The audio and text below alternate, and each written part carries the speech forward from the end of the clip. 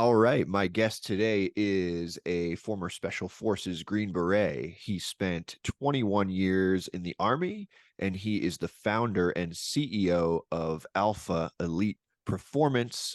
Travis Wilson, welcome to Can You Survive This podcast? Thank you. I hope I can survive. Yeah, hopefully. Let's see here. Tell me about AEP, Alpha Elite Performance.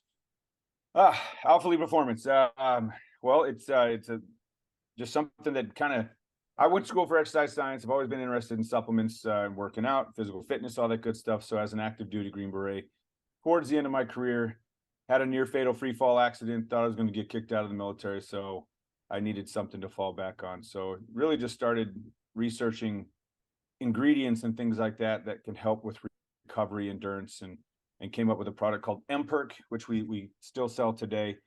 Um, and really just kind of that's how I got into the space of the supplement industry.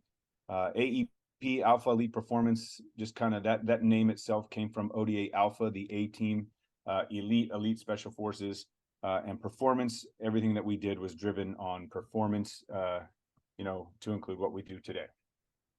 And did you also create M Perk to heal yourself after your parachute accident? I mean, for the most part, yeah. But I also had, my buddies and I formulated that one with a buddy who was a MARSOC guy, Marine, who was already out, and he was in that space of the supplement industry. So he kind of steered me in the direction of three natural ingredients: De La Rong deer antler, a little green tea for some energy, and then creatine to hydrate the muscles. But it's that De La Rong deer antler that kind of is the catalyst of recovery and endurance. So, but yeah, it's really what I mean, I had total of 13 surgeries after that accident. One being, a back break where I had disc replacement surgery. But I think that what really helped me recover was just a really good diet and working out, so. So what was your diet? Were you just eating really clean, eating lots of protein? I mean, yeah, eating really clean and eating a lot of protein, things that aren't gonna just natural as much as you can. You know what I mean? Like staying away from the Taco Bells, and McDonald's, and the Burger Kings, and all that bullshit that they put on military installations. But kind of the same way that I eat now. I mean, I just got done eating, ground turkey and some tomatoes, sweet potatoes, and that's it. Yeah. And I've heard Yeah. it's really the inflammation that like all the processed foods are causing inflammation that make it harder to Oh, recover if absolutely. you're yeah. Absolutely. Yeah. So, and alcohol too. I was I mean, I'm not gonna lie, I just had a good time in Nashville this past weekend, at an event and drank a little, and I felt it, and I still kind of feel it. It takes about 72 hours for alcohol to get out of your system. And I would imagine probably the same for a lot of that garbage, that is in our processed foods. So eating clean is the way to go. And from that, we have other products that, help with that clean lifestyle, with like our ODA super greens and things of that nature. And how long have you guys been doing AEP? How long have you been in business? Well, so I started Caliber Nutrition first, selling other people's products and kind of just learning about all that stuff in sales. While I was active duty, funny thing is, I never got discharged from the military. I actually healed up well enough to stay within Special Forces. Went to the intel side of the house, but still started this business. So I was running a business and active duty at the same time, called Caliber Nutrition and Fitness in Colorado Springs. And then in 2018 is when we really, you know, branched over into AEP, Alpha Elite Performance, and focused on, our brand with this logo and Alpha Elite Performance. Got you. I want to ask more about the deer antler, but before we get into that, can you tell us a little bit about your fall? Can you walk us through what happened and how you survived that? Well, I'm going to say it was the good man upstairs that helped me survive that bad boy. It was a night jump. We were in Eloy, Arizona, and training in preparation for combat operations downrange. And I had exited the aircraft just fine. Last guy out, usually always the first guy to hit the ground. I'm a large man, 6'3", always weighed over 240 pounds. Um, And I was coming in on final and just I don't know if it was night death devil or something, but everything was working appropriately, talking to my guys. Uh, and I just lost control of the left side of my canopy and just spun. I had just turned on final, so a little below 500 feet. At that point, there is no time for corrections or pulling your reserve, because it takes a good 400 plus feet for that reserve to really pop open. Uh, so the emergency procedures were just kind of out the window at that point, and it was more like a panic mode. I started climbing the left side of my risers, like from back in the static line days, but yeah, then I just kind of woke up with some lights around me, and here I am. So Wow. the medics on the ground at that time were phenomenal. When I woke up, I thought that I was impaled because my back was broken. Other things obviously hurt, my legs, my knees.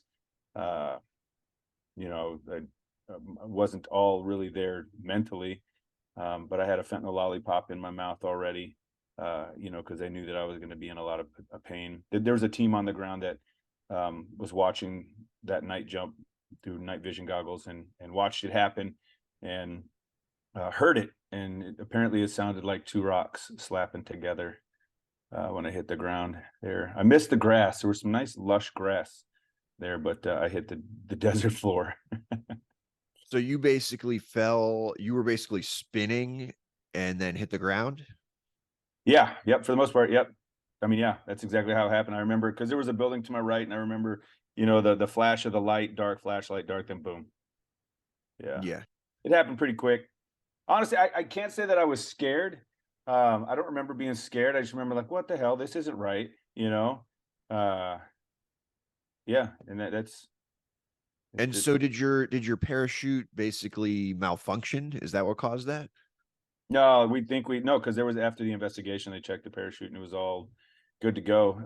It was just twisted a little bit, and I think we hit a night dust devil, which apparently don't normally happen. Uh, but yeah, I did. There wasn't any trees or power lines, And so do you remember even hitting the ground, or is it basically like it happened so fast that you kind of just black out from that? um, I, I remember. I remember getting close. I think that's about it. Yeah. Yeah. Okay. Um, I hit my head pretty hard. I spent about 8 weeks at the Brain Treatment Center as well for TBIs, and obviously that was the big one. But there were some other ones throughout my military career with explosions and things. Um, but yeah, there was a really good concussion with that bad boy. I'm glad you're okay. That is just absolutely miraculous. You know what?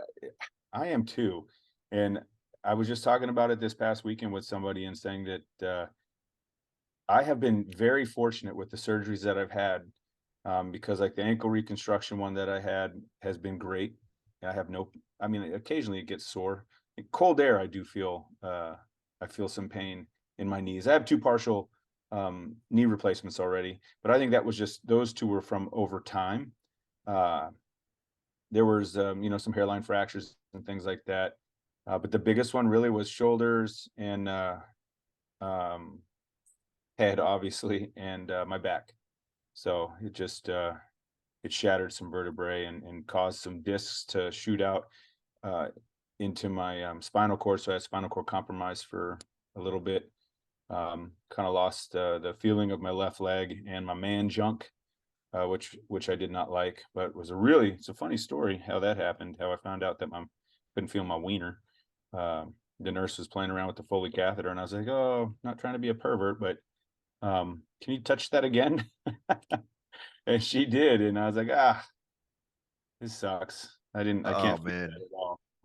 But But it's it all back now, came yeah? back once the swelling came off that spinal cord and those nerves. I guess it all came back, and it felt like fire ants actually for a little bit. Wow. But yeah, my stuff works. And so everything's back. You can walk fine, you can work out, you can run, you can do it all. I no, I don't run. I don't do anything that like heavy squats or anything like that. It's usually just air squats. My muscles atrophied quite a bit after that, not being able to use my legs for a while. Other than my calf muscles, they've always just stayed big, but my quads have kind of atrophied. And it's just been hell trying to get those guys to come back when I can't do a lot of heavy squats with the downward pressure on the fake discs in my back. Um, but yeah, I don't run and I don't do heavy squats or anything that's gonna put a lot of pressure on my back. Um, I mean, I'm not gonna lie, I have jogged and I actually did the Army 10 miler after I broke my back and had the surgeries. But I walked half of that, taking pictures of all the sites. So um, but yeah, now I'm just stand in front of a mirror and work out aesthetically. You know what I mean? Yeah. I'm not getting paid to lift weights and so I do it so that I look good dead. Do, do you know I'm just really curious about the fall. Do you know if you landed like on your side? Yes. Yeah. Yeah. It's kind of it was and I'm sorry, it was the right side of my canopy. See, my wife was just telling me today, like, I have to remind you about everything. It was the right side of my canopy, right body, and landed on my right side and kind of rolled, just kind of crushed the whole upper, all of this. So, but I've had surgery. This is my right side, even though it's reversing the computer. But I've had 3 surgeries here: elbow, bicep, which looks like a little Popeye arm now. Uh, yeah, I think there was some obviously some fractured ribs, but not like horrifically fractured either, which was great. All in all, I remember the doctor days later in the Phoenix Banner Good Samaritan Hospital say, um, "This is pretty phenomenal. That I mean, you're hurt, but you're alive, and you're not significantly hurt for what you went through." So here I am. That's It was amazing. embarrassing. I didn't get to deploy after that. I was pretty pissed, but I think it's an absolute miracle, man. I'm happy that you're okay and you look great. thank you. Um, I talked to a woman once who had been in a skydiving accident, Uh-huh. and the guy that was like kind of Sorry. attached to her back, you know Yeah. how like if a Tandem. civilian, yeah, the Yeah. guy who was attached to her and kind of running it for her, he was a former Navy SEAL, Uh-huh. and she told me this story. It was funny because I used to work in a hockey store and I was actually helping her daughter to put on skates. Uh-huh. And one of my colleagues was like, "You got to go," like walking by, and he was like, "You got to go skydiving, man. It's the best thing in the world." And I was kind of like, "I don't really want to." And then this woman, this is many years ago, I look at the mother of the little girl that I'm helping with the skates, and she's got like tears in her eyes after I said that. And I'm like, "Oh my gosh, like I'm so sorry. Did I say something wrong? Is everything okay?" And she's like, "I'm just happy to be here with my daughter. I've actually been in a skydiving accident." And she goes, "I'm pretty sure it was the Navy SEAL that saved my life because we were skydiving, and the first parachute, something went wrong with it. And then he tried to deploy the second parachute and something went wrong with that too. Oh, yeah. And he said, as we're falling, he says to me, the parachutes have failed. Prepare for impact." And she said, at the last moment, he rolled us so that we landed on our side. And he took most of the impact on it, his side, and really absorbed most of the impact. And she said both of them lived. Um, and I thought it was just an amazing story. So that's why I was thinking, like, did you roll to your side? Is that like a thing that is taught to people if there is a parachute failure that you should try to roll and land on your side? Or is it just like do whatever you can fucking do at that point? I think so, from the get-go, anybody that's ever jumped free fall in any branch of the service has gone through static line jump master, and there you learn the PLF, the parachute landing fall, which is to roll up the side of your body to really kind of absorb a lot of that impact. It sucks if you've ever jumped out of a plane, static line or free fall, it doesn't matter, and you've hit the ground. Um, you've already damaged your body because it hurts every single damn time. But I think that was his instinct to roll that way, and also probably because he was just being chivalrous and he did not want that woman to be injured. And why not sacrifice yourself for this this lady that, came out there for a good time, and to enjoy what free fall was all about. I think that's wonderful that he did that, because I'm sure he was kind of making the ultimate sacrifice. I think that's pretty damn awesome. That's the guy that you need to get on your podcast as well. Yeah, I was just, it's like one of the most amazing stories I've ever been told. And she said I'm pretty sure he saved my life. Yeah. Um, so absolutely amazing. She's got like tears in her eyes as she's telling me, and I'm like helping her daughter put on skates, and she's like, I'm just happy to be here with my daughter. That Navy SEAL saved my life. Yeah. That's a hell of a story, man. That's wonderful. That's Yeah, really good. yeah. I'm Yeah. curious. I heard that you're a hockey player as well. Do you still play or no? No, not at all.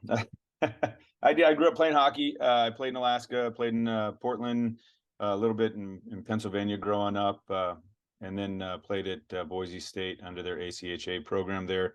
After 4 years of the service, my buddy convinced me to get out and go back to school, which I did, and then we played hockey there at Boise State. Had a good time. A lot of good players. I mean, there were some guys that could have went D1 in the NCAA, but we all chose Boise State for a reason. Now their program's doing really, really well. I mean, it was fun, when we were there as well. Um, but yeah, now I did a little men's league for a little bit as an active duty Green Beret there in Colorado Springs. Had fun, but now I just watch hockey. Yeah. Yeah, I grew up playing. I did a little men's league myself. When the pandemic came, it all got shut down. And I actually texted my captain like earlier this year, and he was like, "Man, the league is back after the pandemic, but it's so much better. It's like all college guys and like semi-pro guys." And I was like, I think I'm good. Yeah, yeah, yeah. I And always enjoyed, meeting a lot of those Air Force cadets or those West Point cadets. And then in special forces, there's a lot of, damn near Olympic athletes. We've had some Olympic athletes that I served with at 10th Group. A lot of great hockey players at 10th Group. Having come from the service academies or other colleges that were Division One. So men's league was pretty competitive. It was yeah, fun. It was fun. I got another funny kind of, to me it's a funny hockey story. So I was working at a hockey pro shop like in the early 2000s, Uh-huh. and it was at an ice rink, and we had a lot of wounded warrior guys that played there. And there was one guy who had a fake leg, but he didn't tell anyone it was a fake leg. And so he could skate on it. He could skate around, and he looked like like he had two regular legs. Yeah. And he went sliding into the boards once, and the fake leg completely twisted around and was like facing the other way. And everyone was like, "Oh God, don't move. Don't look down. Don't look down." And they thought it was his real leg that had Oh completely yeah, twisted yeah. around. And so it gave everyone a good scare with that. Yeah. And he probably wasn't grimacing at all. I was like, what? What's the deal? Yeah, Yeah. yeah. Just It's twist funny. it right back around, and everyone's like, "Oh my God." Right. But yeah, I think they said, "Hey, please give us a warning from now on if you're wearing a prosthetic." Right. That's hilarious. That's a good Yeah, story. yeah. So okay, so the deer antler, what's the deal with that in the M perk? So muscle performance endurance recovery complex.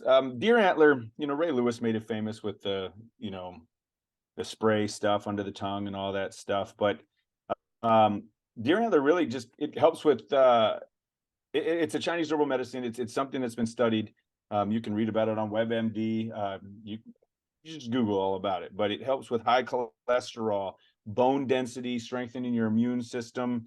Um, a lot of times people say that it does things for their libido, uh, and then relieves stress as well. Um, but I mean, without getting into the science of it all and where how it's made and all that stuff, it really is just a really good product. It's not a gimmicky product at all, like some people have said that they believe that Ray Lewis from the Baltimore Ravens and all those guys got busted for using it, and it was just a gimmick. There is crap deer antler out there, and then there is really good deer antler out there, and we sell the good stuff. Um, so and it's nothing that's going to make you piss hot on a piss test, which is great. Even though a lot of the services, all of the services, well, actually, they regulate everything that goes into your body, which is kind of sad. Um, but you know, they've said that that's something that a lot of the guys can't take. But just say I'm taking it, and works wonderful. I don't take it all the time, but I'll go through cycles and take that along with our Alpha Test X2 testosterone booster, which helps your testosterone levels increase naturally and your free testosterone. A lot of people say that there's no such thing as a testosterone booster, but I can assure you, I wouldn't, you know, take it if there wasn't anything, if there wasn't such thing as one. So, but anyway, yeah, it's phenomenal, and it's something that you don't necessarily have to cycle off of the MPERK that is, and women can take it as well, and we have a lot of women that do take it. Interesting. Yeah, Interesting. yeah. And it's just those three ingredients. The MPERK is just a De La Rong deer antler, the green tea extract, and the and a little bit of creatine to hydrate the muscles. Not enough creatine. I also take additional creatine every day, 5 milligrams or 5 grams of creatine a day, and yeah. So So the M perk is it protein? no, it's a capsule, and it's just it's 3 capsules that you take. It's not a protein. It's just a daily wrong deer antler, the green tea extract, and the creatine all in capsule form. Hmm. And you take those. Men take it 3 times a day. Women take it twice a day. So Got you. morning, lunch, and dinner, and once before a workout. The one before a workout is really just if you don't take a pre-workout, the green tea extract is supposed to just kind of give you a little, you know, explosiveness and I, energy. But I was gonna I'm ask about that if it was for energy or if it has like anti-inflammatory properties. That's really just in there for the energy properties. But I'm a stim junkie. I have like 5 cups of coffee a day, so I don't even feel that. Yeah, yeah.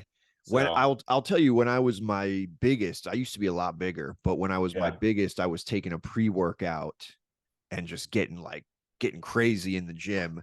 And I think the pre-workout had creatine in it too.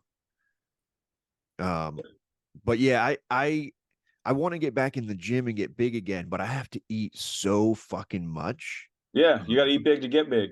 Yeah, I just have to eat constantly in order for Yeah. it to work. Otherwise, it doesn't really, I can't really get there.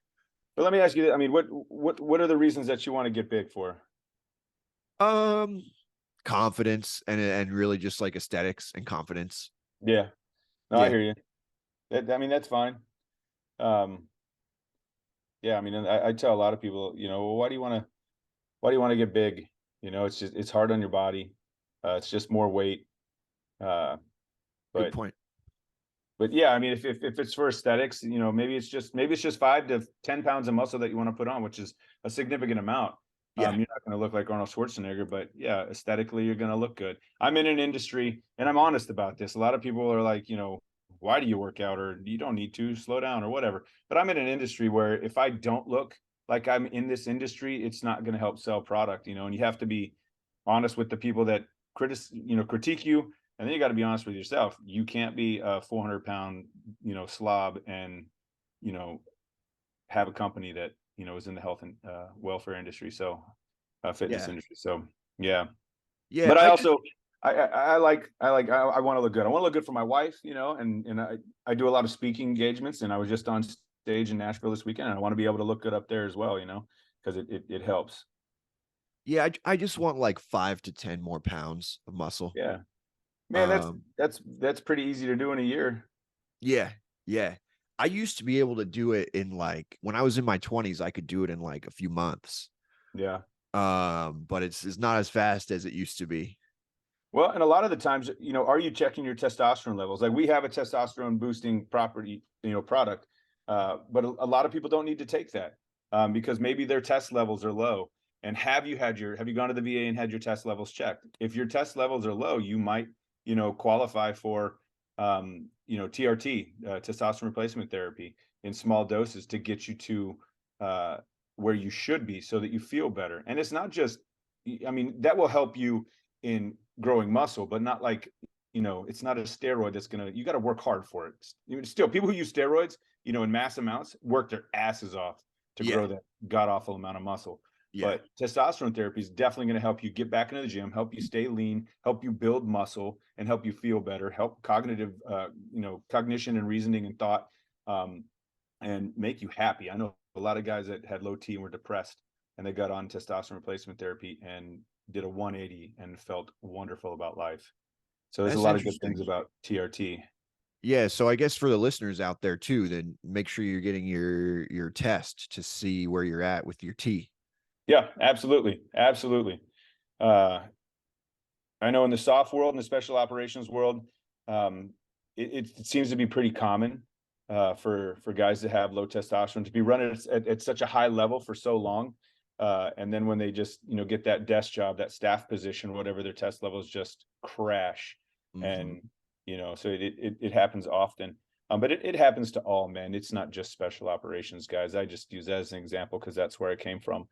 Uh, but it really is important, and I'll tell all your listeners, if you think it's a steroid, it's not. Under doctor supervision, testosterone replacement therapy is phenomenal, and you can do it the rest of your life. There's guys that'll be on it for the rest of their life, whether it be a half ml or a full ml/cc, a week. Uh, there's other ways of, there's different ways of putting in your body, whether it be injection, the gels, or the beads, the little, I don't know. I think those are garbage. I've done it, and I'm an injection guy. So Got you. yeah, Yeah, for me, once I get there with like if I pack the muscle on, I just have to eat so much fucking food to keep it on. well, I mean, is that such a bad thing? No, not really. I mean, but like, what kind of fruit are you eating? You really do you have to? I mean, no, you do have to eat a lot. I eat quite a bit normally, but Yeah, I'll eat like a couple chicken breasts and like a plate of rice, that kind of thing. Like it sounds fabulous. Nothing just wrong with that. constant protein is Yeah, is the only way I can really do it. yeah, yeah. I mean, I like the sounds of that though. That sounds fabulous, man. We go to HEB here in Texas, and we get the big old thing of chicken for like $5. It's still cheap here, and just chow down on that bad boy. I've also found, and this doesn't do anything for me getting bigger, but it just helps me feel better is if I take electrolytes as well. I got to Yeah, eat a lot of food to get the size, but sometimes I'll feel kind of like shitty and sluggish, and then I'll have yeah, like one of those electrolyte powders, and it just sure, kind yeah. of helps everything feel a little better. Yeah, absolutely. No, I get that. Electrolytes are wonderful. Uh, we have a great one called Rally and Recover, uh, which we just we bring with us to all our events, and we like to make sure that people utilize that after a day of drinking, so that they are hydrated the next day. Yep. I know that I do that. I drink it. Um, but also, there's one other product is essential amino acids or branched chain amino acids. Uh, Yes.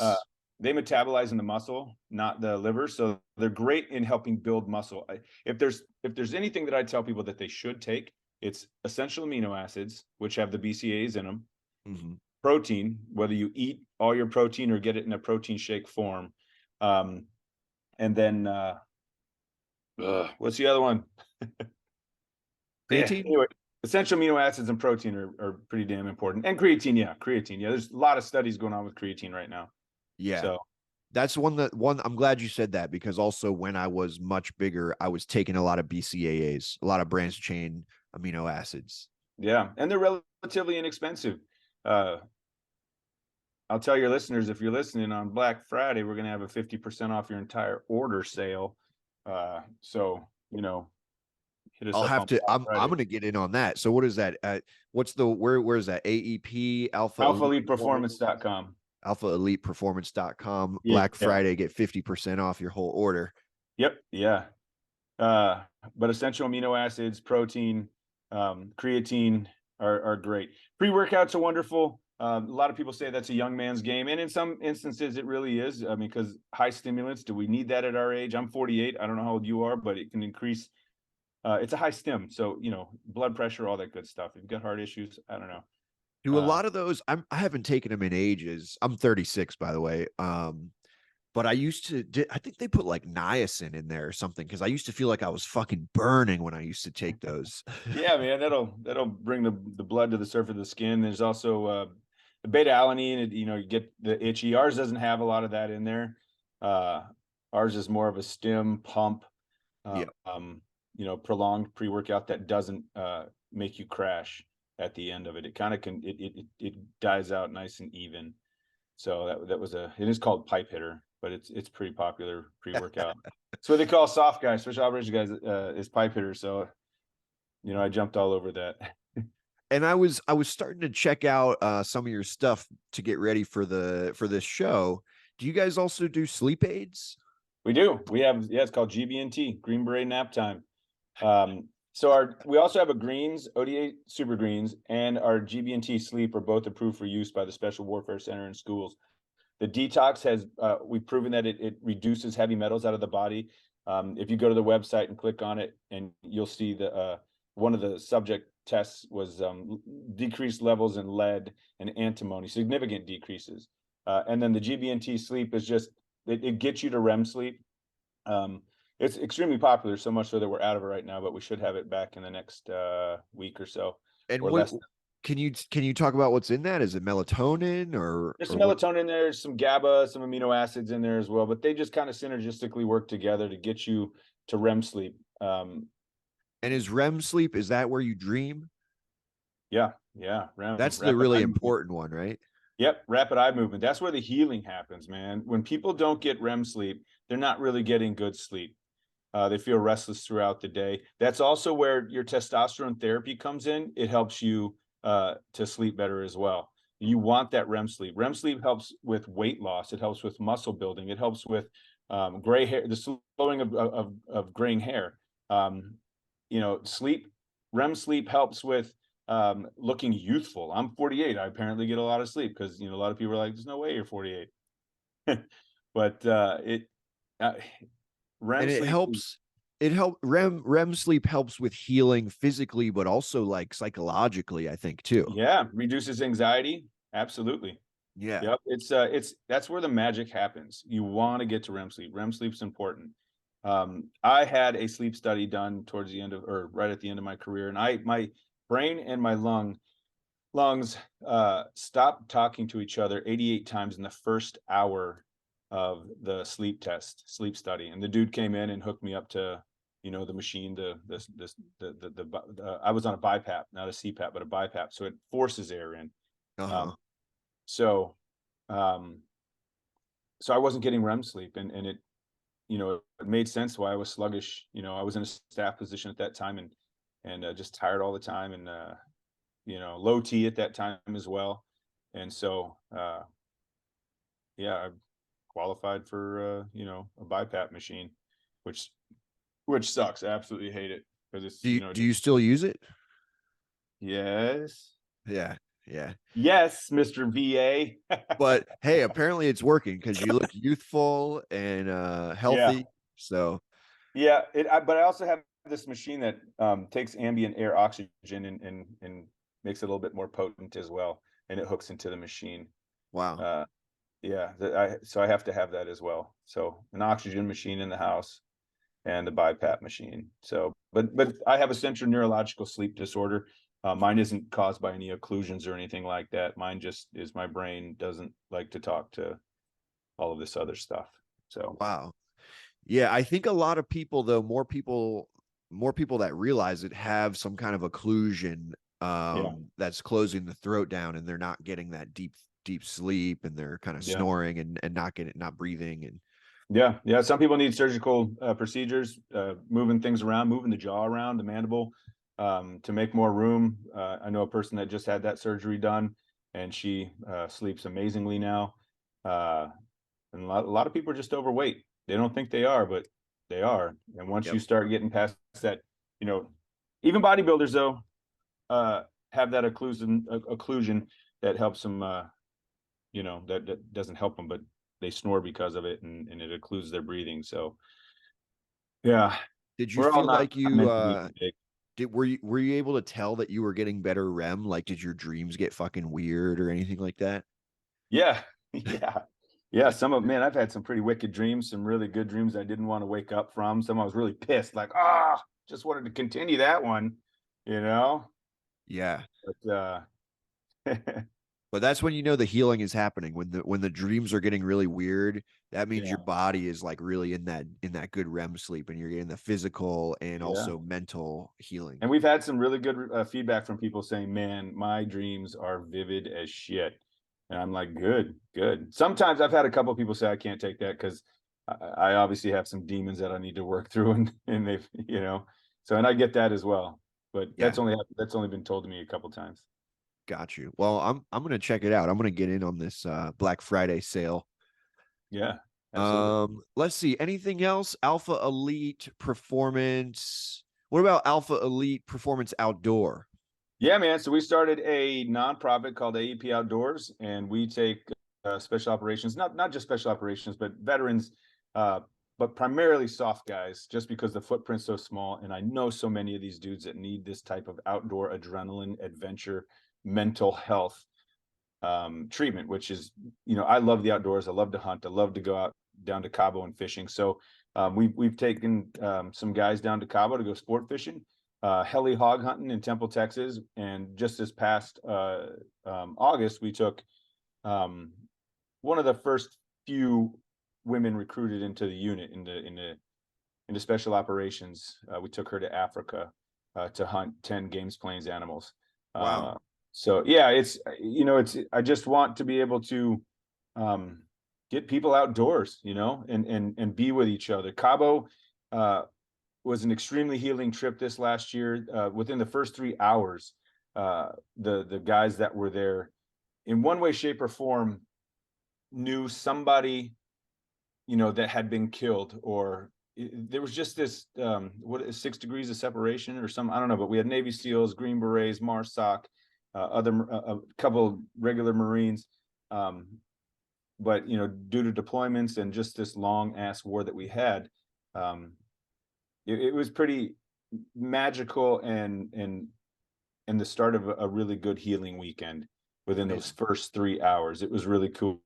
And there we, the next day we go sport fishing for the day. We have dinners with the sponsors and donors, and then and the next day, the veterans just get to do stuff together. No veterans or no sponsors, no donors get to go out with them. And then we have one more day of fishing where the donors and sponsors can go out with the veterans, and that's done with Red Rum Sport Fishing. A really good buddy of mine, Toby Nunn, who is also a veteran. Hmm. He owns Red Rum Sport Fishing in the Porch Bar down there, and he is a generous human being. And we work together on being able to provide, that trip for those guys. And So he's a is big part of that as well.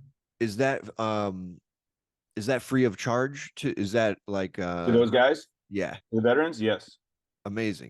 everything that we do, we take care of monetarily. That's So, amazing. And yep. how can people find that if they want to try if they want to do that? Well, we have that's this. I wouldn't say it's sad, but right now, because they're so small and few trips, um, they're kind of pricey. But eventually, I mean, I would love to be able to do more than just one a year. Uh, but because the footprint is so small, like I always ask the guys that went last year, like, think about who you would nominate. So usually it's a nomination from somebody who's already experienced that, and we're building this family of AEP Outdoors, people that have gone on these trips. Because eventually, I'd like to have one big dinner once a year where we can get all these alumni, if you will, together, and build this community of Yeah. outdoor mental health, and just kind of grow it from there. Grow the Africa hunt there. I'm actually going to be doing something with that, kind of renaming that part of AEP Outdoors, um, and then doing some partnerships with some people. Uh, Yeah, but yeah, I think it sounds amazing, and I think that building the community and having that camaraderie is such a huge part of the healing.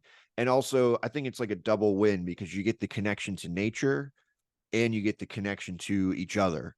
yeah, And so I think that community that sounds like a really positive community that yeah. you're building. And there's a lot of guys. It's just one gap that I saw that needed to be filled. There's a lot of great nonprofits out there. I work for the Green Beret Foundation as a volunteer, but I mean, almost like a paid employee. But I love to work for the Green Beret Foundation because I get to work with a lot of the guys that I served with. But there are things that they don't do, like send people on these types of adrenaline outdoor adventure mental health healing trips. And so, that's why I chose this gap to fill and start a nonprofit to do so. Uh, but yeah, it's pretty phenomenal. I experienced a couple hunts before starting this nonprofit and thought, well, we have the means to do so as a business. And so, you know, we did it. We started it, and here we are. Well, I hope your community continues to grow Thanks, man. and people keep finding you and keep getting that healing and that connection. Appreciate it. So let's see here. We've been talking for a while. Now, I don't know if you know this, but on Can You Survive this podcast, we have a hypothetical survival scenario, Oh, let's do it. and I want to see if you can survive the podcast. So I got two of them here. I got like a snow based one, and I also got like a Black Hawk Down style one. I'm leaning towards like Black Hawk Down for you. I don't know if you have a preference. I mean, just shoot, just hit me. Let's do All it. right. Let's do it. Yeah, cool. All right, let's do this. Let me get my notes out here and we'll see if you can survive this podcast. What if I don't survive? What's that? So what if I don't survive? Well, at least the audience will hopefully learn something. Right on. Good. Good. Good. Good. Good. All right, here we go. So, for your hypothetical survival scenario, you are a lone soldier who has been separated from your unit during a mission in a hostile city. Your radio is broken and you have no way to contact anyone for help. You must navigate the city and survive until you can find your way back to safety. So, your first question, do you A, try to find a high vantage point to get your bearings, or B, stay put and wait for your unit to find you? I am a Green Beret, and I can tell you that I'm definitely going to be moving under the cover of darkness. Um, and as an 18 Echo, you say that my radio isn't working, but an 18 Echo is a Special Forces communication sergeant. I'm definitely going to try and get to a higher advantage point to test that radio. If it's a battery issue, then that's just me. I failed on my part. But usually the issues with radios are man-made unless it's been shot. So get to a quick high advantage point to test the radio, get a quick bearing. Usually we can test direction or see the direction of the way that we need to go by utilizing the stars. We've all been taught that within navigation and night navigation, looking out a window and see where the sun is and getting a general direction. And basically our built-in azimuth in the way that we need to go. So, but yeah, I would definitely be moving under the cover of darkness, slowly, methodically, listening. There's a thing that we do called sills, and you stop, you look, you listen, you smell before moving any further. So, but if you do it slowly and you utilize just really basic principles of patrolling for yourself, you should be able to get out of that city. And of course, everybody on that team probably has a last known point to reconnect at. If there's a man missing, you go back to that last known point. And then you obviously know where, and you might have to, E&E, and which corridor do you take? And as a Green Beret, we always had those just in case that we had to E&E out of a situation.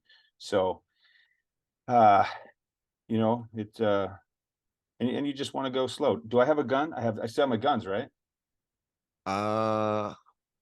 No, you've lost your gun. Oh, I lost my gun. Well, I'm gonna find one. I guarantee you that, man. I tell you what. Yeah, we're That gonna find some guns. that's amazing. So you went with A, you got it correct. I think you had some really good points in there about using the stars. And you're the first guest that I've heard say use sense of smell as well. Yeah, yeah. That's fascinating. Well, you can smell your enemy, man. One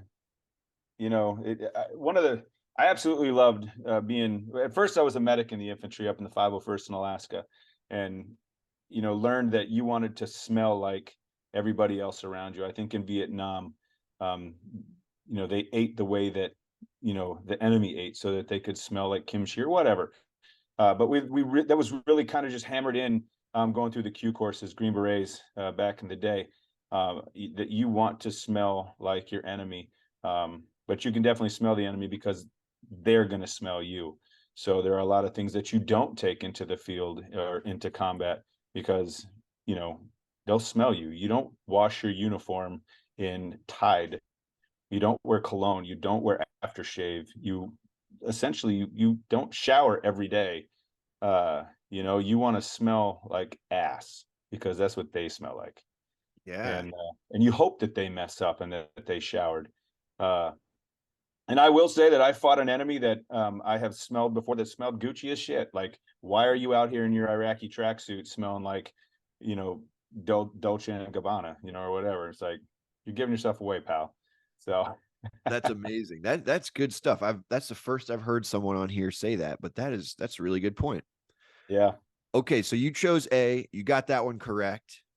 You move to a high vantage point to get your bearings. You climb a tall building and you see that you are several blocks away from your unit's last known location. As you start to make your way towards them, you hear gunfire in the distance. Do you A, head towards the gunfire, or B, avoid the gunfire and take a different route towards your unit?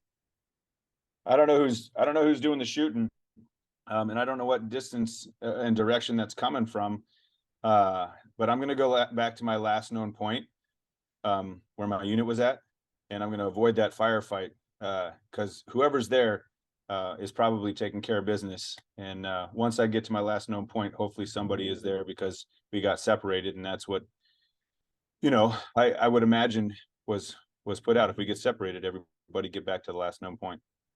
Yeah, B, you got it right. Avoid the gunfight and take a different route.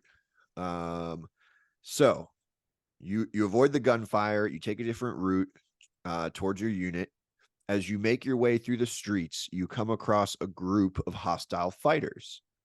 Do you A, engage the fighters in a firefight, or B, try to sneak past them unnoticed? B, absolute B. There's no need to be John Wayne.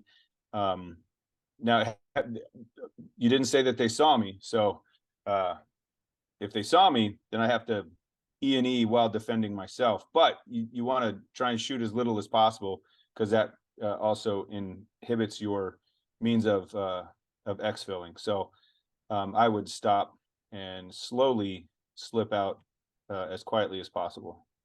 You got it. B is the right answer.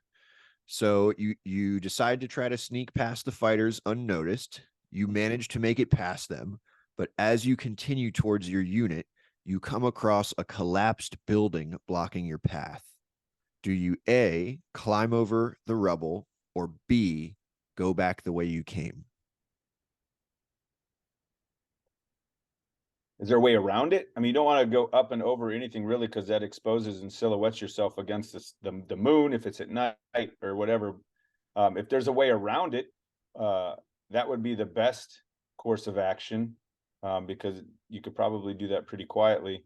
Uh, I mean, that's kind of I don't want to go back to where the bad guys were at that I saw. So I'm going to continue to try and make my way around or through that building, that collapsed building. You got it. You got it. So you don't want to go back towards the enemies. Yeah. Ideally, you would try to find a way around, but for this scenario, you got to go over. Okay. Just the only option we got. Well, then So you're laying as low as you can. You're slow crawling and making yourself look like rubble. perfect. Okay, so you're going over the rubble. As you do, you accidentally trigger a booby trap that sets off an explosion and knocks you to the ground. Do you A, assess your injuries and take necessary first aid measures, or B, ignore your injuries and continue towards your unit? You immediately assess your injuries because you could bleed out in 2 to 3 minutes with any type of femoral bleed or any other type of arterial bleed. Check your limbs and knock that shit out real quick with a tourniquet that you would probably have on each appendage. And, hopefully they're not debilitating and that you could keep moving towards your unit. You got it. A is correct. Assess your injuries and take necessary first aid measures. So you take the necessary first aid measures, and then you realize there are enemies closing in on your six. Do you A, crawl into a nearby sewer system, or B, hide in the rubble? Well, that's an interesting one.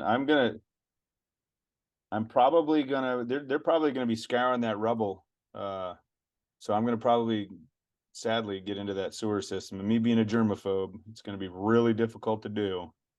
Uh, but yeah, I'm probably gonna get in that sewer system. You got it. A, you're on a roll. You got them all right so far. So A, you got it right. You navigate to the drainage system, or sorry, you navigate the drainage system to the rendezvous point. When you get there, you find your unit has already moved on to a different location. Those Do you bastards. do you A, head straight to the next rendezvous point, or B, rest and assess your situation? It's gonna be a pretty quick, pregnant pause, if you will, to assess the situation. But I don't know how far ahead of me they are. So I'm gonna try and make it to that rendezvous point after assessing the situation. Got you. Okay. So, Just kind of both answers, really, if you think about it. yeah. Okay. So you're taking a quick pause to assess, but then you're moving on. Yeah, I want to look at where I'm at. If I have a map with me, I'm going to pull that out. But yeah, just kind of assess the situation. If that was the last known point, um, then I have before you go out on any mission, you go over the mission and you have certain points and rendezvous points, ron sites, or whatever that you need to get to. So I'm going to assess the situation, be like, all right, well then they have to be at this next location, and I'm going to move out. Yeah. So you're going to get moving. You're not going to stay and rest. No, No. Okay. So quick, I got quick pause, quick pregnant pause. quick pregnant pause. Okay. We're giving it to you. That's the right answer. Um, for anyone playing along, we have A, head straight to the next rendezvous point. Yeah. And you got it. So you got it right. The judges say you got it. I'm tired, Um, man. I got hurt. I had to fix some injuries. I'm like, well, shit, they're not here. Let me drink some water real quick, and then I'm moving out. All right, moving out. so you continue on to the next rendezvous point. As you do, you come across a wounded civilian who needs medical attention. Do you A, ignore the civilian and continue towards the rendezvous point, or B, provide medical aid to the civilian? Oh, see, this seems more of like a, you know, I right now my life is my priority. Um, so I'm gonna be moving out. If I can throw a bandage their way while I'm passing them, that's what's going to happen. But I also don't really want to expose myself to a wounded civilian, because if the enemy finds him, then they can be like, "Oh, he went that way." So Right. I'm just going to keep moving out. Right. So for that one, we had A or B could be correct. It's Yeah, really your choice in the moment. How much risk do you want to take by stopping? For all you know, he's not even a civilian. He could be one of the bad guys. yeah. I'm just going to keep moving out. I'm not going to expose myself to him. So, all right. So that one could have gone either way. So you get it right either way. You keep on moving. You finally reach the rendezvous point and meet up with your unit. And together you're able to call for extraction and make it safely back to base. Congratulations. You have survived the podcast. Yeah, nice. Yeah, amazing, man. That was great. A lot of good info in that. I love the use the stars and also the sense of smell, which I had never heard a guest bring that up before, but really good points. It's important, man. Use all the senses, all of them. Yeah, for sure. It's your life on the line. So, Travis Wilson, you have survived the podcast. Is there anything else before we sign off? What do people need to know? Where can they find you? I know you got a Black Friday sale. Where do you want people to find you at? Well, first, I had a lot of fun, man. This is a really good podcast. This was great. I wish you all the luck with this, because this was really good. It's one of the better ones that I've been on. Thank Uh, you. but yeah, so Alpha Lead Performance, you can reach me at Travis@alphaleadperformance.com if you have any questions, or if you just want to reach out and say hi. I will answer. Or you can go to alphaeliteperformance.com. And we do have that 50% Black Friday sale coming up, one day only on Black Friday after Thanksgiving. Then there probably will be a Cyber Monday deal too on a particular product. I'm not sure which one yet.